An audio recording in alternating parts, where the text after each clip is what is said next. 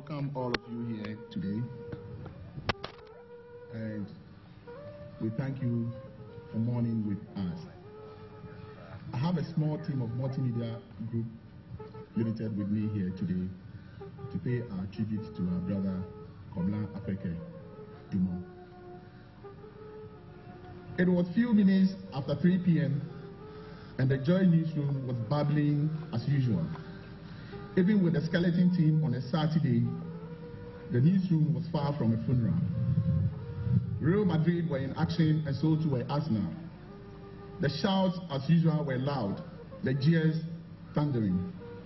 Amidst the lively chaos, George Weafi of the Joy Business Desk, known for his calm demeanor, quietly called us into the production room. In our usual lightheartedness, we remember asking him if the meeting with us was going to bring us money. He was exceptionally quiet, even for George. So we followed him into the small cubicle. He turned and faced us, saying, Komla Dumo is reported dead, but we are still confirming. Minds instantly went blank. Jaws dropped. For several seconds, there was just silence. Could this be true? Could this possibly, even remotely, be true? We were all devastated, yet we clutched onto a faith. Hope that the confirmation that we now sought would never come. Komla couldn't be dead. No, he couldn't. As journalists, when reports or even rumors of death break, our call to duty is not to cry or mourn, as others will normally do. Even in grief, our job is to begin researching the background of the person and to begin writing story. The story of death. How it happened. When it happened. Who was there when it happened. Then we try to get confirmation from family sources before broadcast. It is the cruelest part of our job.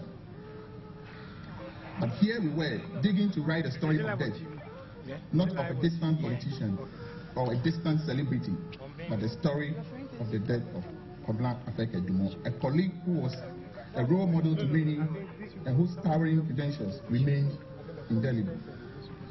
He was far away at BBC, but he always found space on myjoyonline.com because he was always achieving great things. He was loved so much by Multimedia Group Limited's Chief Executive Officer, Mr. Kwesi, that he made it a hobby, surfing the net to find if there was anything about his darling boy.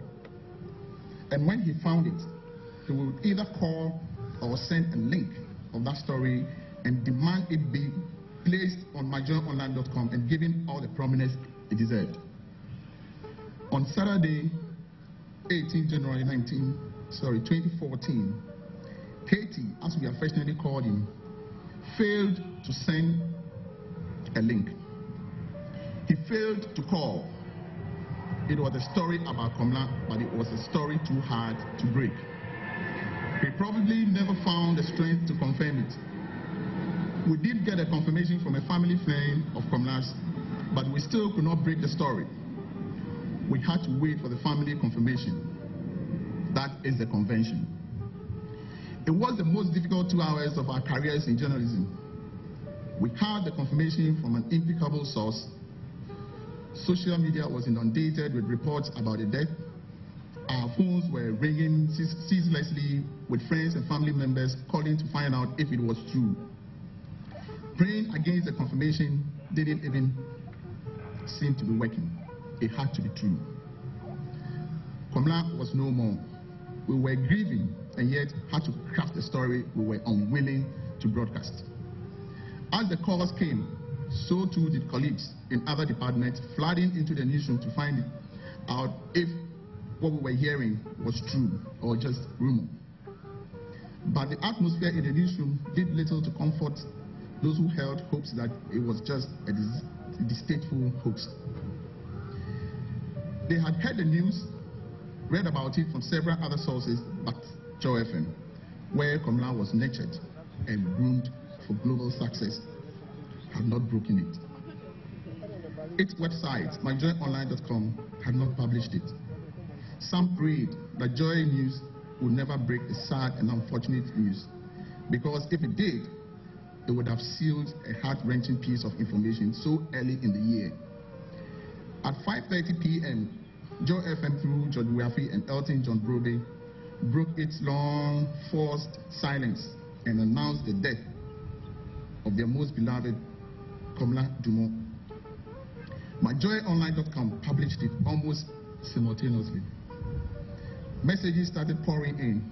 For the first time, colleagues who were with Komla in his days at Joy FM and who rattled the Queen's language with such proficiency and extravagance were groping for words to describe the man they loved and cherished. Doreen Andor, host of the Cosmopolitan Mix, the show that followed Komla's Super Morning Show, remembered how she used to swap witty jokes and slogans with the boss player. Matilda Asante Siedu and Jifa Bampo could not be heard. Their low, sweet voices had been subdued and taken over by grief. Charles Mensah, Samuel Atta Mensah, Stanislav Dogbe, Ken Ashibi, and Eugenia Appiah were too overwhelmed to speak. Kofi Ansan, the current programs director, could not find one word to describe Komla Dumont when he was asked to do. He called him a presenter's presenter. Kojo Opon Nkrumah, usually witty, struggled for words. He mumbled all through the interview as he openly wept. And who will not grieve over the death of a 41-year-old gem? A man with such promise, easily the most successful broadcast journalist Joy FM, Ghana, and Africa have produced. We will all miss you dearly, Komla. In grief, our thoughts turn to those whose pain could only be more intense than ours. Your wife, Kwansima, your three lovely kids, Elinam, Elom, and Araba, your father, Professor Ernest Kweku Dumont, and your siblings, Mawena and Koshi. Rest in perfect peace, Komla Afeke Dumont, the boss player. There will never be another you. Thank you.